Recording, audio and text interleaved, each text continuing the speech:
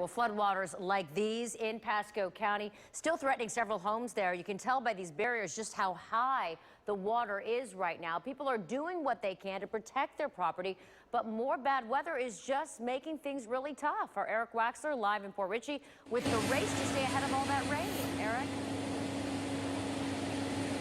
Hey, Wendy, yeah, there was a lot of rain earlier today, and the floodwaters definitely were starting to rise. The problem here in Port Richey on this street all started because this retention pond overflowed. But you see the trucks from the county have been working to try and pump as much water as possible. That tanker down there holds 6,000 gallons.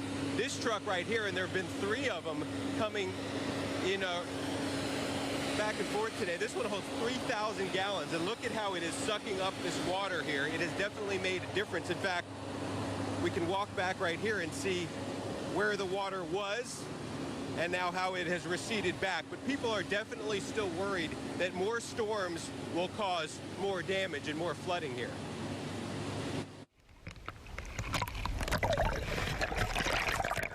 We are walking through what was John Langoy's front lawn. It's just going to keep coming. Now his yard is covered in close to 2 feet of water, creeping closer and closer to his front door. Right now we're looking at our options and where we can go so I can at least get my family out of the house and my animals. After a steady rain, the flooding on Ironbark Drive in Port Richey is worse than it was yesterday. It was to the barricades, but now it's coming up our road now. But people living on this street say Pasco County officials have known about the problem with this retention pond for years.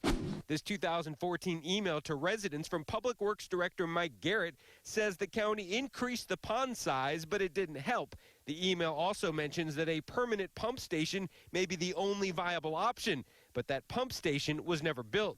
Joshua Beardmore calls it poor planning. All the water just comes through right here to this retention pond, and it has nowhere to go. A temporary pump is transferring water to this tanker truck, 6,000 gallons at a time, but it doesn't seem to be making a dent. There are other streets in Pasco affected, like Fox Bloom Drive, also in Port Richey, and officials are keeping an eye on past trouble spots in Trinity.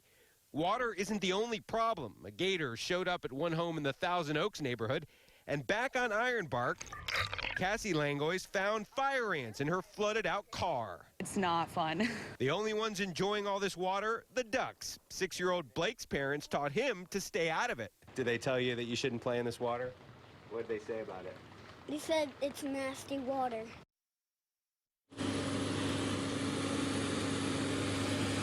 Yeah, nasty water indeed, but you see right now some of that nasty water is being sucked up by these trucks here. And I got a response from the county as far as the persistent flooding here on Ironbrook Drive.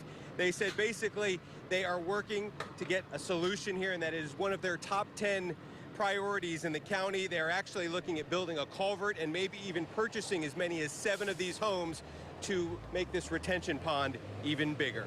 Live in Port Richey, Eric Waxler, ABC Action News.